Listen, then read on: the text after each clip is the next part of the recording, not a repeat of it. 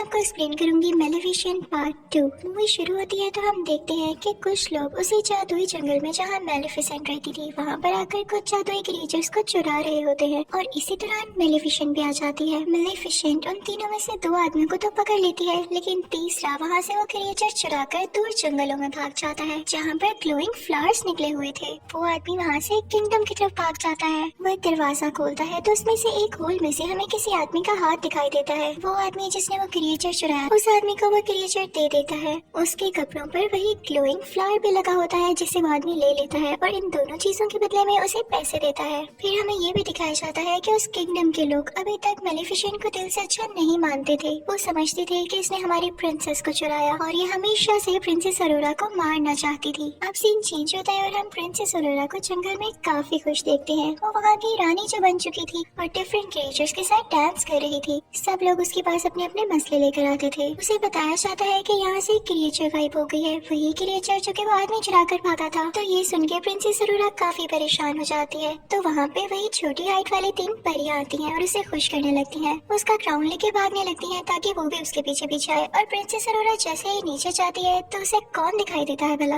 वही लड़का जो कि मूवी यानी मेलेफिसेंट पार्ट 1 के एंड पे उसके पास आया था, लेकिन तब तक उसका ट्रू लव नहीं था। वो भी एक प्रिंस था और उसका नाम था प्रिंस फिलिप। वो काफी अरसे से प्रिंसेस अरोरा को पसंद करता था और यहाँ पर फाइनली वो उसे प्रपोज कर देता है, जिसे सुनकर प्रिंसेस अरोरा भी काफी खुश होती है क्योंकि वो भी उसे कहीं ना कहीं पसंद करती थी। ये सब कुछ मेलेफिसेंट का कौवा यानी डेविल भी देख रहा होता है। वो जाके सब कुछ मेलेफिसेंट को बताता है। तो मेलेफिसेंट वहाँ से उड़कर प्रिंसेस अरोरा से बात करने आती है और दूसरी तरफ वो प्रिंस फिलिप भी अपने पेरेंट्स को बताने के लिए जाता है कि मुझे एक लड़की पसंद आ चुकी है। फिर हम देखते हैं कि प्रिंस फिलिप अपने किंगडम पहुंच चुका है और वहाँ पर जाकर वो अपने फादर यानी किंग को, क्वीन को और बाकी लोगों को बताता है कि मैं उस लड़की को प्रपोज कर आया हूँ और उसने एक्सेप्ट भी कर लिया है। जिसको सुनकर उसके फादर यानी किंग काफी खुश होते हैं, लेकिन क्वीन वो तो सैड हो जाती है। लेकिन वो ये चीज अपने बेटी को शो नहीं करवाती। उसका दिल तो नहीं था, लेकिन फिर भी वो कहती है कि चलो ठीक है, प्रिंसेस अरोरा और उसकी गॉड मदर यानी मेलेफिसेंट को हम डिनर पे बुला लेते हैं। दूसरी तरफ हम मेलेफिसेंट को प्रिंसेस अरोरा से बातें करता हुआ देख रहे होते हैं। वो कहती है कि तुम्हें मुझसे एक बार पूछ लेना चाहिए था प्रिंस से मंगनी करने से पहले। मेलेफिसेंट कहती है कि सच्चे प्यार जैसी कोई चीज नहीं होती, लड़के हमेशा धोखा देते हैं, तभी तो तुम्हारा ट्रू लव मैं बनी। मैं तुमसे दिल से प्यार करती हूँ, इसलिए तुम्हारा भला कह रही हूँ। तो प्रिंसेस अरोरा कहती है कि प्लीज आप ऐसा ना सोचें, अगर किसी ने आपको धोखा दिया तो हो सकता है कि बाकी दुनिया के लोग वैसे ना हो। तो मेलेफिसेंट कहती है कि ठीक है, मैं तुमसे प्यार करती हूँ इसलिए तुम्हारी बात मान रही हूँ। अब हम देखते हैं कि वो दिन आ चुका है जब इन दोनों फैमिलीज में एक साथ डिनर है। तो क्वीन जो कि प्रिंस फिलिप की मदर थी वो अपनी एक सीक्रेट क्लोजेट में जाती है। वो जब वहाँ पर जा रही होती है तो हमें ये दिखाया जाता है कि वो एक आयरन फैक्ट्री है। वो क्वीन जब वहाँ से गुजर रही होती है तो हमें ये भी दिखाया जाता है कि वहाँ पर वही ग्लोइंग फ्लावर होता है और उसी के साथ वो क्रिएचर भी होती है जो कि एक आदमी ने चुराया था। और वो क्वीन जाके उस आदमी से कहती है कि जल्दी अपना काम पूरा करो, वक्त बहुत कम है। और तभी वहाँ पर हम स्पिनिंग व्हील को भी देखते हैं जिस पर सेम सुई लगी होती है। ये सीन था ना काफी मिस्टीरियस कि हमें क्वीन के प्लान्स के बारे में कुछ नहीं पता चल पाता। और फिर यहाँ पे सीन चेंज हो जाता है। अब दूसरी तरफ जंगल में मेलेफिसेंट, उसका कौवा जो कि इंसान की शक्ल में ही था, और प्रिंसेस अरोरा डिनर पर जाने के लिए तैयार हो जाते हैं। काफी प्यारी लग रही होती है प्रिंसेस अरोरा। मेलेफिसेंट जैसे ही उस किंगडम में पाँव रखती है तो सारे लोग उसे डर के छुपने लगते हैं और कुछ लोग तो अपने वेपन्स भी निकाल लाते हैं। उनको ये लग रहा होता है कि मेलेफिसेंट एक बुरी चुड़ैल है, लेकिन मेलेफिसेंट इन सबको एंजॉय कर रही होती है और उन्हें कुछ भी नहीं कहती, बस मुस्कुराती रहती है। अब हम देखते हैं कि वो तीनों अंदर पहुंच चुके होते हैं, यानी महल के अंदर किंग और क्वीन के पास, और अब डिनर होता है स्टार्ट। क्वीन मुसलसल मेलेफिसेंट को खुश करने की बजाय या उससे अच्छी बातें करने की बजाय उसका पुराना वक्त उसे याद दिलाती है कि तुम ही थी ना जिसने इस बेचारी प्रिंसेस को कर्ज दिया था। उसकी बातें बिल्कुल भी अच्छी नहीं लग रही होती। और वो मेलेफिसेंट को ये भी कहती है कि तुमने तो इंसानों को भी मारा था, याद है? तो मेलेफिसेंट क्वीन से कहती है कि आपके किंगडम के भी कुछ लोग मेरे जंगल में आए थे और मेरी क्रिएचर चुरा कर भाग गए, उनमें लड़ाई बढ़ने लगती है। तो क्वीन अपनी बीवी यानी क्वीन से कहता है कि खामोश हो जाओ, कैसी बातें कर रही हो। और दूसरी तरफ प्रिंसेस अरोरा मेलेफिसेंट से कहती है कि प्लीज आप इजी रहें, लेकिन क्वीन फिर भी बाज नहीं आती और अजीब अजीब बातें करने लगती है। वो कहती है कि अगर मेरे बेटे की और प्रिंसेस अरोरा की शादी हो गई तो इसकी असली मदर कौन होगी। ये सुनकर मेलेफिसेंट को काफी दुख होता है क्योंकि वो खुद को ही प्रिंसेस अरोरा की असल मदर मानने लगी थी। वो अपने पर फैलाती है और एक ग्रीन एनर्जी बाहर निकालती है जिससे सब दूर जाकर गिरते हैं। क्वीन भी पिला बचाकर डर जाती है और किंग के पीछे जाकर छुप जाती है जिससे किंग बेचारे नीचे गिर जाते हैं। क्वीन ऊंची ऊंची बोलने लगती है कि मेलेफिसेंट ने किंग पर कर्ज कर दिया है और अरोरा उनकी बात पर यकीन कर लेती है और मेलेफिसेंट से कहती है कि प्लीज आप अपना कर्ज खत्म करते हैं, बार बार क्यों सब पे कर्ज करती हैं। तो मेलेफिसेंट कहती है प्रिंसेस अरोरा तुम भी ये कह रही हो, मैंने कोई कर्ज नहीं किया। लेकिन प्रिंसेस अरोरा मेलेफिसेंट की बात पर यकीन ही नहीं करती क्योंकि क्वीन ने काफी अच्छे तरीके से उसको टैकल कर लिया होता है। तभी वहाँ पर सोल्जर्स आने लगते हैं जो कि मेलेफिसेंट पर अटैक करने वाले होते हैं। मेलेफिसेंट आखिरी बार प्रिंसेस अरोरा से कहती है कि क्या तुम मेरे साथ नहीं आओगी। तो प्रिंसेस अरोरा कोई जवाब नहीं देती और क्वीन और किंग के पास बैठी रहती है। तो मेलेफिसेंट दुखी होकर वहाँ से उड़कर चली जाती है। उसके साथ उसका कफा भी खिड़की तोड़ के बाहर चले जाते हैं। लेकिन वहाँ पे एक और लड़की होती है जो क्वीन और किंग की साथी होती है। वो आयरन बुलेट से मेलेफिसेंट पर अटैक कर देती है जिससे वो बेचारी ओशन में गिर जाती है।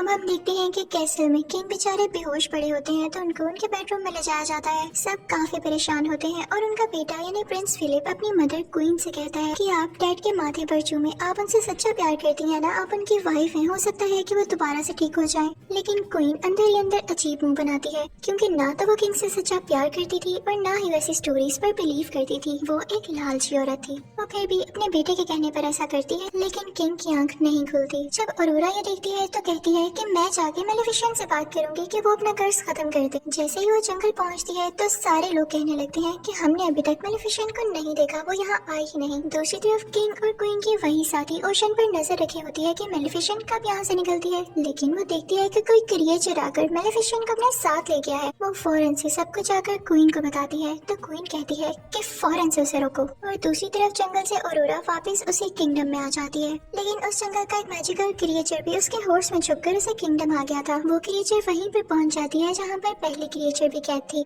और उसे भी वो आदमी कैद कर लेता है। प्रिंसेस अरोरा क्वीन से कहती है कि मुझे मेलेफिसेंट कहीं भी नहीं दिखी, क्या उन्हें कुछ हो तो नहीं गया। तो क्वीन कहती है कि परेशान नहीं हो, वो काफी स्ट्रॉन्ग है, वो वैसे ही कहीं पर होगी और उसे अपनी बातों में फंसाने की कोशिश करती है। दूसरी तरफ क्वीन की वही साथी ओशन पर अभी भी नजर रखी होती है कि जैसे उसे मेलेफिसेंट नजर आए वो उसको मरवा दे। और फिर उसके बाद ऐलान किया जाता है कि अगले 3 दिन के अंदर अंदर प्रिंस फिलिप और प्रिंसेस अरोरा की शादी है और हम चाहते हैं कि हम सब लड़ाइयाँ छोड़ दें, हम सुलह करना चाहते हैं और जंगल में जितने भी क्रिएचर्स हैं वो सब के सब इस शादी में इनवाइटेड हैं। दरअसल ये उनका प्लान था क्योंकि वो ये चाहते थे कि मेलेफिसेंट को मार के जंगल के सब क्रिएचर्स को कैद कर लिया जाए ताकि वहाँ को सिक्योर करने के लिए कोई भी ना हो और फिर उस जंगल पर कब्जा कर लिया जाए। दूसरी तरफ हम देखते हैं कि मेलेफिसेंट की आंख खुल जाती है, वो काफी जख्मी होती है और उसे कुछ क्रिएचर्स की आवाज आ रही होती है जो कि कह रहे होते हैं कि हम इंसानों पर अटैक करेंगे। उनके भी बड़े बड़े पर होते हैं और सर पर सींग होते हैं। वो जंगल में अपनी पनाह लेने आए थे क्योंकि उन्हें ये लग रहा था कि जंगल उनके लिए सेफ पॉइंट हो सकता है इंसानों पर अटैक करने से पहले। मेलेफिसेंट भी वहाँ पर पहुँच चुकी होती है और उनमें से एक क्रिएचर मेलेफिसेंट की तरफ आता है और उससे कहता है कि हम में भी अपनी पावर ट्रांसफर करो,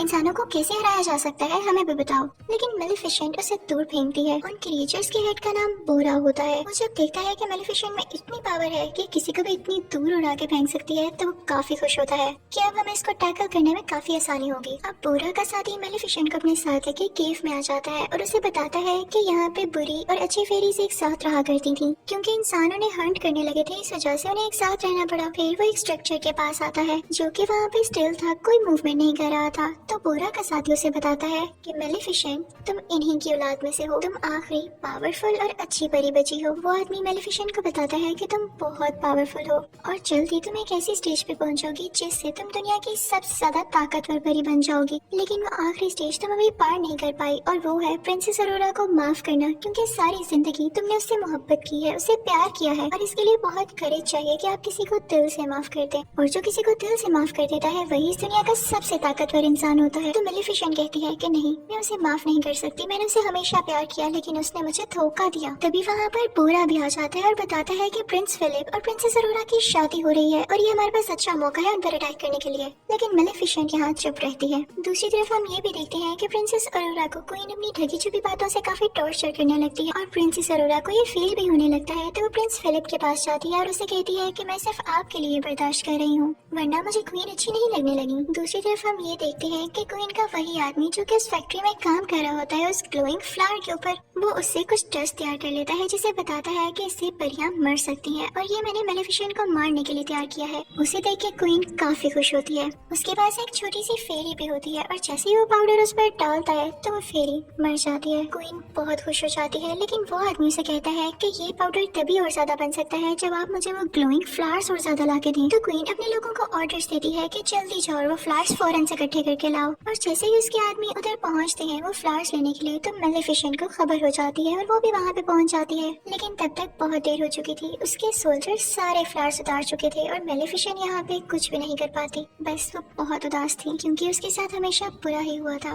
वो सोल्जर्स मेलेफिसेंट पर आयरन बुलेट से अटैक करने लगते हैं, लेकिन तभी उसके सामने बोरा का साथी आकर उसे बचा लेता है। मेलेफिसेंट भी एक शील्ड बना लेती है जिससे वो लोग प्रोटेक्टेड हो जाते हैं और बोरा बाकी सोल्जर्स पर अटैक करने लगता है। लेकिन जैसे ही मेलेफिसेंट बोरा के साथी को केव तक लाती है तो तब तक वो बेचारा मर चुका होता है। अगली सुबह हम देखते हैं कि प्रिंस फिलिप और प्रिंसेस अरोरा की शादी के इवेंट शुरू हो चुके होते हैं और जंगल की सारी क्रिएचर्स उस किंगडम की तरफ जा रही होती हैं। लेकिन जैसे ही मेलेफिसेंट का कौवा जो कि इंसानी शक्ल में ही होता है वो अंदर जाने लगता है तो उसे रोक लिया जाता है। फिर हम देखते हैं कि प्रिंसेस अरोरा काफी प्यारी लग रही होती है और प्रिंस फिलिप उसे एक फ्लावर देता है जो कि कोई और फ्लावर नहीं, उसी के जंगल का ग्लोइंग फ्लावर था। उसे देख के काफी हैरानी होती है कि क्वीन ने क्या भिजवाया है मेरे लिए। वो क्वीन को ढूंढने के लिए जाती है और तभी उसे वो सीक्रेट डोर भी मिल जाता है। उसके हाथ में अभी भी वो फ्लावर था और वो चाहते चाहते उसे स्पिनिंग व्हील के पास पहुंच जाती है। उसे वो सारे विजन्स आने लगते हैं कि कर्स क्या था और मुझे यहाँ पर कैसे ले जाया जा रहा है। वो वहाँ पर देखती है कि दो फेरीज भी कहते हैं वही क्रिएचर जिसे साथ मैंने कैद किया था। उनको छुड़ाने ही लगती है लेकिन वो आदमी उसे रोक लेता है। तभी वहाँ पर क्वीन आ जाती है और वो प्रिंसेस अरोरा से कहती है कि मेरा किंगडम पहले उस जंगल के करीब हुआ करता था, लेकिन इन सब क्रिएचर्स और मेलेफिसेंट के एंसेस्टर्स ने यानी उसके बड़ों ने मिलकर मेरे किंगडम को नुकसान पहुंचा दिया और मेरे फादर मारे गए। लेकिन जब मेरा भाई भी वहाँ सुलह करने के लिए गया तो उस जंगल के क्रिएचर्स ने मेरे भाई को भी मार दिया और जब मैं अकेली बच गई तो मुझे किंग से शादी करना पड़ी जो कि अब मेरा हस्बैंड है, लेकिन मैं उससे प्यार नहीं करती। तो क्वीन कहती है कि मैं तुम सबसे बदला लेकर रहूंगी। क्वीन सोल्जर्स को ऑर्डर देती है कि प्रिंसेस अरोरा को एक रूम में कैद कर दिया जाए और ऐसा ही होता है और फिर उन क्रिएचर्स को भी एक रूम में बंद कर दिया जाता है और फिर उन पर वही पाउडर छिड़का जाता है जो कि 7 महीने तैयार किया था, जिसकी वजह से सारे क्रिएचर्स बेचारे वीक होने लगते हैं। जिस रूम में अरोरा होती है वहाँ पर उसका वेडिंग ड्रेस होता है और वो उसे फाड़ कर काफी लंबी सी रस्सी में बदल देती है और कैसल से नीचे जाने की कोशिश करती है, लेकिन तभी वहाँ पर सोल्जर्स आते हैं और प्रिंसेस अरोरा खुद को रूम में ही बंद कर लेती है। मेलेफिसेंट का कौवा भी जो कि इंसानी रूप में ही होता है कैसल के अंदर आ जाता है और दूसरी तरफ प्रिंस फिलिप अपने बीमार फादर के पास बैठा होता है और उसे ये सब कुछ नहीं पता होता। अब क्वीन अपनी कैसल की छत पर होती है और उस जंगल की तरफ काफी बॉम्ब्स फेंक रही होती है। दूसरी तरफ बोरा भी अपने लोगों के साथ इस किंगडम पर अटैक करने के लिए आ रहा होता है। दूसरी तरफ अरोरा मौका पाके उसी ड्रेस से लटकते हुए नीचे आ जाती है किंग के रूम में जहाँ पे प्रिंस फिलिप भी होता है। वो उसे सब कुछ बताती है कि क्वीन ने मेरे साथ क्या किया और मेलेफिसेंट ने आपके फादर को कर्स नहीं दिया बल्कि आपकी मदर नहीं दिया है, जिसे सुनकर प्रिंस फिलिप काफी हैरान होता है। और दूसरी तरफ हम देखते हैं कि बोरा और उसके साथी किंगडम पर अटैक करने आ रहे होते हैं, लेकिन उन पर मुसलसल आगे से अटैक कर रहे होते हैं किंगडम वाले और उनमें से कुछ लोगों को पकड़ भी लेते हैं। प्रिंसेस अरोरा को मेलेफिसेंट का वही कौवा दिखाई देता है जो कि इंसान ही बना हुआ था। वो उससे कहती है कि हमें लोगों की जान बचाने के लिए यहाँ की चर्च का दरवाजा खोलना होगा और वो दोनों मिलकर दरवाजा खोलने लगते हैं। वहाँ पर जाकर वो सारे क्रिएचर्स को बचा लेते हैं और वहाँ पर मुझे छोटी छोटी फेरीज उन सुराखों में फूल भर देती है जहाँ से पाउडर निकल रहा था और अब वो डस्ट पाउडर वहाँ से बाहर नहीं निकलता और न ही किसी क्रिएचर को नुकसान पहुँचाता है। और जब क्वीन की वो साथी लड़की जो कि पाउडर गिरा रही होती है उनको ठीक करने जाती है तो वहीं से खुद ही नीचे गिर जाती है। प्रिंस फिलिप अपनी मदर यानी क्वीन को समझाने जाता है, लेकिन क्वीन सोल्जर से कहती है कि इसको पकड़ लो, लेकिन प्रिंस फिलिप उसी से पहले कैसल से नीचे जंप लगा देता है। वहाँ पर प्रिंसेस अरोरा और मेलेफिसेंट के कफे को भी पकड़ लिया जाता है, लेकिन तभी वहाँ पर आती है मेलेफिसेंट और अपने कफे को एक बड़े से बियर में तब्दील कर देती है और वो बियर चर्च का दरवाजा खोल के सब क्रिएचर्स को आजाद कर देता है। मेलेफिसेंट बाकी लोगों पर अटैक करने लगती है और अपने लोगों को बचाने लगती है। तभी वहाँ पर बोरा भी आ जाता है और क्वीन के सोल्जर से लड़ने लगता है, लेकिन फिलिप उसे आके रोकता है और कहता है कि ये हमारे जनरल है, इसे कुछ मत कहना। तो बोरा वहाँ से चला जाता है। जब जनरल ये देखता है कि इसने मुझे नहीं मारा तो उसे पता चल जाता है कि असली जालिम कौन है, यानी क्वीन असली जालिम है। दूसरी तरफ मेलेफिसेंट रूफ टॉप पर आती है उसी क्वीन के पास, लेकिन प्रिंसेस अरोरा भी पास आती है मेलेफिसेंट के और उससे कहती है कि प्लीज क्वीन को मत मारे वरना सब लोग वाकई समझेंगे कि आप जालिम थी। लेकिन मेलेफिसेंट कहती है कि नहीं अरोरा, पीछे हट जाओ, मुझे तुम्हारी कोई बात नहीं सुननी। तो अरोरा रोते हुए कहती है कि मदर ऐसा ना करें। और जब मेलेफिसेंट उसके मुंह से मदर लव सुनती है तो उसका दिल काफी सॉफ्ट हो जाता है और उसके दिल में इमोशंस आने लगते हैं। और जब वो दोनों एक दूसरे को ऐसे देख रहे होते हैं तो जाहिर है क्वीन को मौका मिल जाता है उन पर अटैक करने के लिए। तो वो वही डस्ट पाउडर प्रिंसेस अरोरा की तरफ फेंकती है, लेकिन मेलेफिसेंट उसके सामने आकर प्रिंसेस अरोरा की जान बचा लेती है। और जैसे ही मेलेफिसेंट को एरो लगता है वो एशेस में बदलने लगती है और प्रिंसेस अरोरा